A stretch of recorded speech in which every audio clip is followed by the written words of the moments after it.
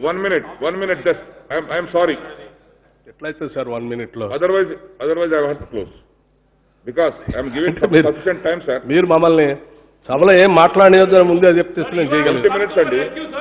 Sir మీరు శ్రీధర్ గారు అత్యున్నతమైనటువంటి ప్రజాస్వామ్య వేదిక దేవాలయం లాంటి సార్, దీంట్లో మీరు దేవుళ్ళు లాంటి వాళ్ళు, మీరు ఇక్కడ అందరినీ మమ్మల్ని కాపాడాలి, మీరు కాపాడాలి sir. You have to come to our risk. ప్రతిపక్షం అనే దాన్ని బతికించకపోతే ప్రజాస్వామ్యం చచ్చిపోతుంది సార్. అది కాదు మనం చేయాల్సింది ఇక్కడ. సార్ ఈ కేసు సంబంధించి దీని వెనక కూడా చాలా ఉంది సార్. సీఎల్ఎం రంగయ్య అనేటువంటి ఒక దళిత్ మంత్రిని పోలీస్ స్టేషన్లో చనిపోతే పిల్లేసింది సార్ నాగమణి అనే అడ్వకేట్. అంటే దీని వెనక ఒక దళిత్ కోణం కూడా ఉంది సార్. ఈ రాష్ట్రంలో దళితులు పోలీస్ స్టేషన్లో చంపబడతా ఉన్నారు. అట్లాగే ఆ చంపబడుతున్నటువంటి అంశానికి సంబంధించి వీరు పిల్లేస్తే వీరు నడి రోడ్డు మీద చంపేశారు, భయాందోళనకు గురవుతూ ఉన్నారు. అట్లాగే రావళ్ళి రాజబాబు అనే ఇంకొక దళితుడు మలహర్రావు మండలంలో జయశంకర్ భూపాలపల్లి డిస్టిక్లో సాక్షాత్తు జడ్పీటీసీ ఆఫీసులో గ్రామ పంచాయతీ బిల్డింగ్లో కొట్టి చంపారు అధ్యక్ష. ఇంతవరకు వాళ్ళని అరెస్ట్ చేయటం కానీ అక్యూజ్ని ఇంతవరకు చర్యలు తీసుకోవటం కానీ జరగలేదు అధ్యక్ష.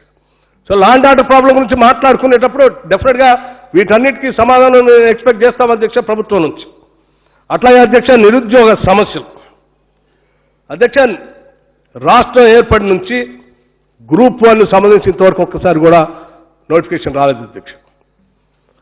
గ్రూప్ 1 రాద్దామని కోరుకున్నటువంటి వాళ్ళందరూ వయసు కూడా అయిపోయింది అధ్యక్ష. పిఆర్సీ కమిషన్ మనం ఈ ప్రభుత్వం వేసిన కమిషనే 1,91,000 ఉద్యోగాలు ఖాళీగా ఉన్నాయని చెప్తా ఉంటే బయట ఉన్నటువంటి మంత్రులు ఏమో చాలా మంది మేము అన్ని పూర్తి చేసామని చెప్తా ఉన్నారు అధ్యక్ష. దీని గురించి కూడా దృష్టి సారించాలని చెప్తా ఉన్నాం అధ్యక్ష. ఐటీఐఆర్ యూపీఏ గవర్నమెంట్ మనకిచ్చింది అధ్యక్ష.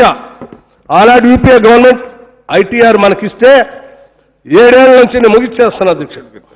7 ఏళ్ల నుంచి ఈ ఐటీఆర్ని మనం ఇక్కడ తెచ్చుకొని ఉంటే అధ్యక్ష, ఈరోజు ఈ రాష్ట్రంలో ఉన్నటువంటి నిరుద్యోగ యువకులకి పెద్ద ఎత్తున ఉద్యోగ అవకాశాలు వచ్చాయి అధ్యక్ష. నేరుగా 15 లక్షల మందికి ఉద్యోగాలు వచ్చాయి అధ్యక్ష ప్రత్యక్ష. రఘునందన్ గారు ప్లీజ్, ఐఎమ్ సారీ అధ్యక్ష. ఇది ఒక పరిపాటిగా బట్టి విక్రమార్క గారు ప్రతి సమావేశంలో కూడా కొనసాగిస్తూ ఉన్నారు అధ్యక్ష. సభలో మేము కూడా చాలా సందర్భాల్లో ఉన్నాం, అపోజిషన్లో ఉన్నాం, అధికారంలో ఉన్నాం. 26 దాకా బడ్జెట్ సెషన్ ఉంది అధ్యక్ష. డిసైడ్ చేసిన దాన్ని బట్టి చాలా అవకాశాలు, బడ్జెట్ ఉంది, దాని తర్వాత పద్దుల్ని చాలా విషయాలు మాట్లాడచ్చు. స్పీకర్ చైర్ మీద కూడా ఎక్స్పర్షన్స్ కాల్ చేస్తూ మీరు ఇట్లా చేయకూడదు, అట్లా చేయకూడదు, ఇది కరెక్ట్ పద్ధతి కాదండి. తమరు అవకాశం ఇచ్చారు, మాట్లాడేటప్పుడు కేటాయించబడే టైం మీరు ముందే అలర్ట్ కూడా చేశారు. ఏం సబ్జెక్ట్ చెప్పితే దాన్ని కన్సైజ్ చేసుకొని చెప్తారు అధ్యక్ష. పద్ధతి ఉంటుంది అదొకటి. ఇక ప్లాట్ఫామ్ స్పీకర్లా మాట్లాడడానికి అవకాశం ఉండదు ఇక్కడ.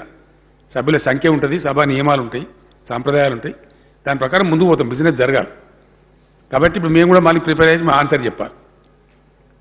అందువల్ల మాకు ఇంకా 2-3 సభ్యులు మాట్లాడుతూ ఉన్నారు అధ్యక్ష. మాట్లాడేటప్పుడు మేము రిక్వెస్ట్ చేసాం, ఫర్దర్ బిజినెస్ చేయాలా, క్యాబినెట్ ఉంది, రాష్ట్రంలో కొంచెం కరోనా కూడా మళ్ళీ పెరుగుతూ ఉంది, ఇతర సమస్యల్ని అవన్నీ కాన్సిడర్ చేయాల్సిందంటే సరే అని చెప్పి అనుకున్నాం అధ్యక్ష. అట్లాగే తమరు కేటాయించిన టైం లోపల 1, 2, 4 నిమిషాలు కాబట్టి ఇస్తారు, కానీ ఇచ్చిన తర్వాత కూడా దాన్ని అట్లాగే మాట్లాడి మీరు సభకు రావద్దని చెప్పండి, ముఖ్యమంత్రి గారిని చెప్పానండి, ఇదేంటండి నాకు అర్థం కాదు. మీరు రావద్దని వాళ్ళు చెప్తున్నారండి. ఇచ్చిన సమయాన్ని సద్వినియోగం చేసుకొని సాంప్రదాయాలు పాటించి కరెక్ట్గా చెప్పండి, అంతవరకే. కానీ మీరు రావద్దని చెప్పి మేమెందుకు రావద్దంటామండి? You are most welcome mister Vikramarka, we never say that. మాకు అట్లాంటి అవసరం ఏముంటుంది సార్ సభకు రావద్దని చెప్పి? It is causing aspersions on to the speaker and also to the leader of the house, which is not correct, not at all. We don't accept that. మిమ్మల్ని రావద్దని మేమెందుకంటామండి? నాకు అర్థం రండి, మీరు మంచిగా మాట్లాడి శుభ్రంగా చక్కగా స్పీకర్ గారు కేటాయించిన వాడుకోండి. మాట్లాడుతున్నా సార్, మీరు అసలు నేను నోరు జరగలోనే మీరు కట్ చేస్తా అంటే ఎట్లా సార్? కట్ చేయలేదు, ఇచ్చాను అవకాశం సార్. ఈ సభకి దృష్టి తీసుకొని రావాలని చెప్పి ప్రతిపక్షంగా చాలా అంశాలు మీ దృష్టి తీసుకొని రావాలని ప్రయత్నం చేస్తున్నాం సార్. మేము చెప్పే అంశాలు రాష్ట్ర ప్రయోజనాల కోసమే తప్ప ఏదో నా ప్రయోజనాల కోసం చెప్పేది కాదు. మేము ముఖ్యమంత్రి గారు అన్నట్టు నేను ఎవరిని ఎలిగేషన్ చేయట్లేదు, లేకపోతే అవుట్ ఆఫ్ ద వే వెళ్ళి నేను అన్పార్లమెంటరీ కూడా మాట్లాడలేదు సార్. నేను చెప్పేది ఏంటంటే ఈ ప్రగతి సంబంధించి ఈ రాష్ట్రంలో సార్ ఈ రాష్ట్రంలో ప్రగతికి సంబంధించి పెద్దగా ఏం కనపట్టలేదు సార్, నేను అంతా చూశాను. రెండు అంశాల్లో కనిపిస్తుంది. ఒకటి మద్యం అమ్మకాల్లో, రెండు అప్పులు తెచ్చుకోవటంలో. ఈ రెండిట్లో తప్ప మిగతా దాంట్లో ఈవెన్ ఇరిగేషన్ ప్రాజెక్ట్స్ కూడా సార్, ఇరిగేషన్ ప్రాజెక్ట్స్లో కూడా మనం ఖర్చు పెట్టిన డబ్బులకి పారుతున్న ఎకరాల లెక్క తీసుకుంటే చాలా వ్యత్యాసం ఉంది. హాయ్ ఫ్రెండ్స్, మా టుడే టుమారో యూట్యూబ్ ఛానల్ చూస్తున్నందుకు చాలా థ్యాంక్స్.